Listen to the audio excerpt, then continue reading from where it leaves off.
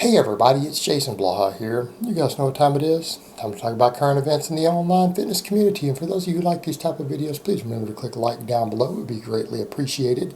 And I had a subscriber the other day use Igor, VitruvianPhysique, as an example and said, one of the things he appreciates about what I do here is that I have been very, very fat before.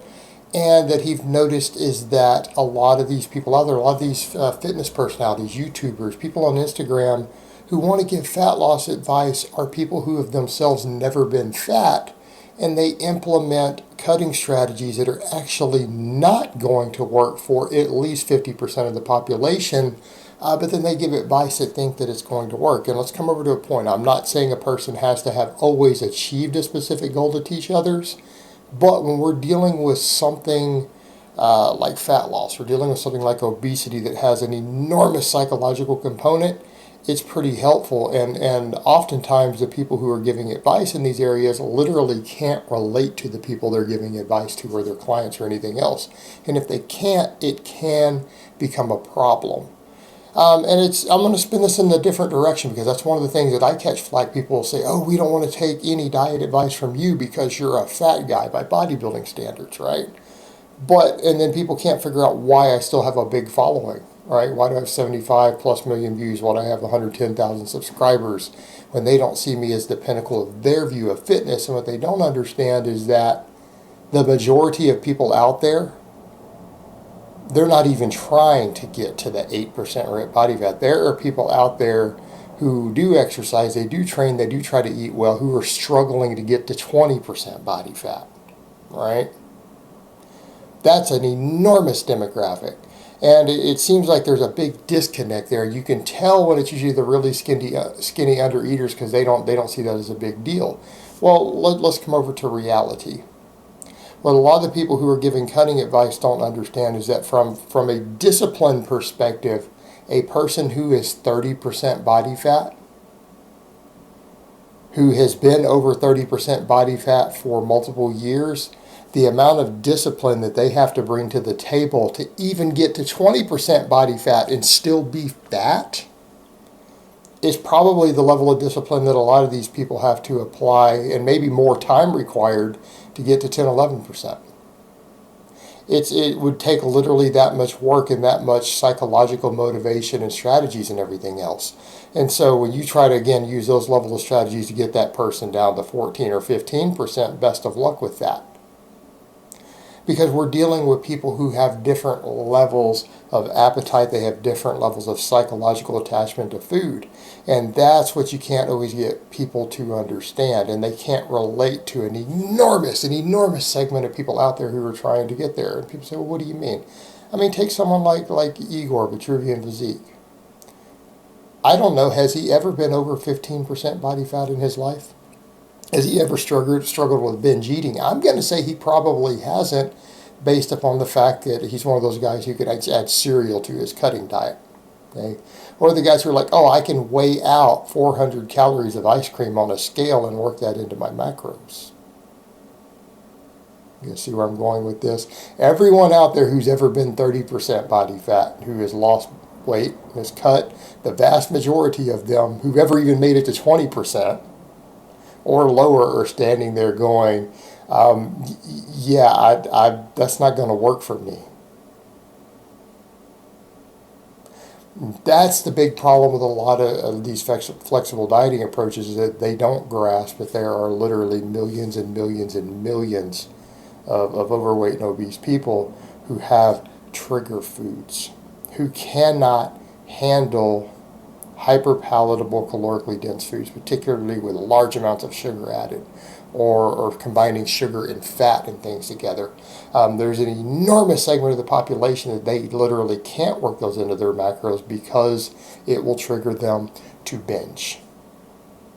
It will trigger them to binge, and then when they do binge, guess what happens? It creates this big negative psychological cycle, because they'll end up without even realizing it. And you can say whatever you want with discipline, but it's like telling an alcoholic once you hand them a bottle of Jack Daniels to only take half a shot and leave them in the room alone with it. Okay, probably not a strategy you want to do for them 7 days a week.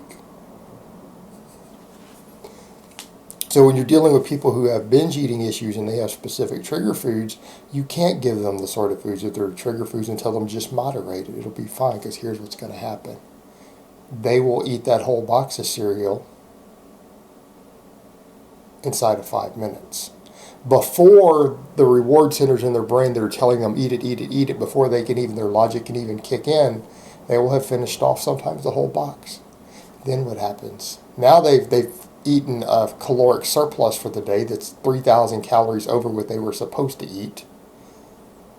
And then they feel guilty for it. Right? Then they feel guilty for having done it, and their self-esteem goes down more.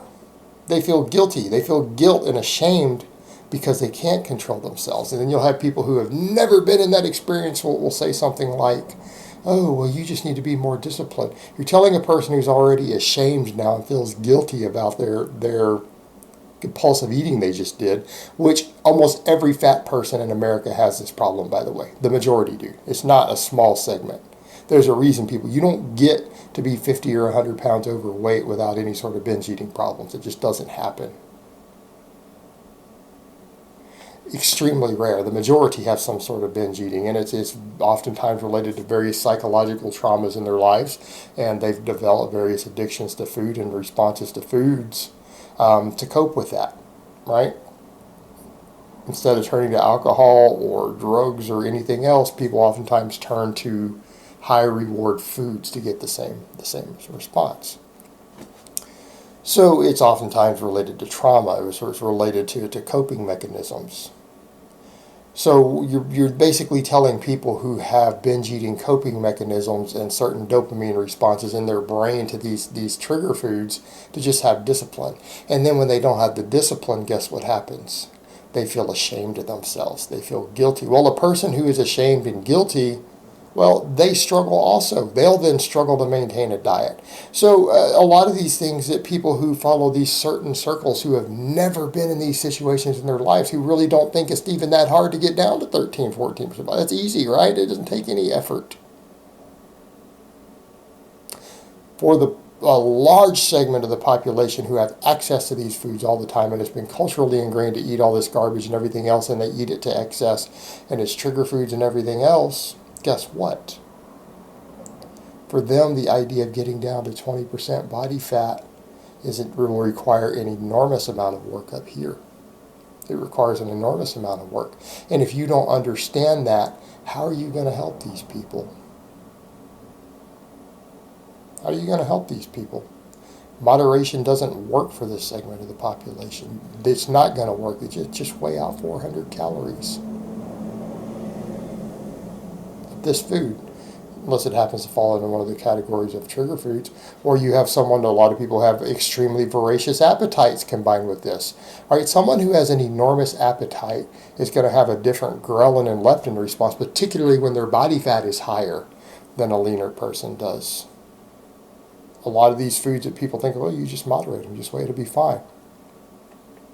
You're going to give these people energy issues. They're going to have a different insulin response because if they're carrying a lot of body fat, you probably don't have a particularly good insulin response in your body. You probably don't have the best management of glucose disposal. A lot of these, again, very, very high glycemic index foods, a lot of these refined foods are going to be a problem for these people. It is going to trigger a different cascade of responses in terms of their binge eating. And this is why a lot of these people don't believe calories in, calories out work. It's not because it doesn't work. It's that that's how they rationalize in their head their binge eating. Oh, I only ate 1,800 calories. No, you ate 4,800 calories. And in your head you think you ate 1,800 calories. Because it made you binge, and you don't want to admit in your own guilt, and your own self-esteem won't let you admit that you ate 3,000 calories of that crap, not 300. And this has been studied. This has been studied in people in lab settings. So we know that's the case, that people will eat thousands of calories of these foods and not even remember it. So we come over to this whole point of when you have people like this who are trying to give weight loss strategies, who their whole life is obsessed around this ripped aesthetics thing, and they have no experience with everybody else. How in the world are they going to give them advice? How in the world are they going to help them get lean? They're not. And that's the problem we have with people using lean, is how shredded somebody gets with the milestone of the fat loss and weight management advice they give to the general population. You know what? People who are naturally skinny are just trying to get ripped and get abs. All right, you can help them because they're one of you. That advice is not going to help the person who's struggling to get down to 20% body fat just so they don't have a heart attack in 10 years. We're dealing with a completely different animal, and this is one reason, and this is again hard for some people to understand. Why is this guy who we think is fat by bodybuilding standards? Although maybe they haven't seen me shirtless lately. That's why, because people who are really struggling with this stuff, they can relate to that more and realize, okay, this guy's lost 100 pounds of body fat. This is someone who has their own issues with binge eating.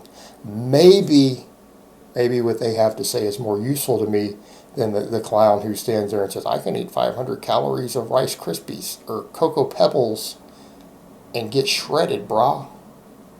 Hey, that's great for you, but I can assure you 80% of your audience can't do that. Alright guys, but that's really all I have to say on that today. I hope it's been informative, and I will talk to you guys next time.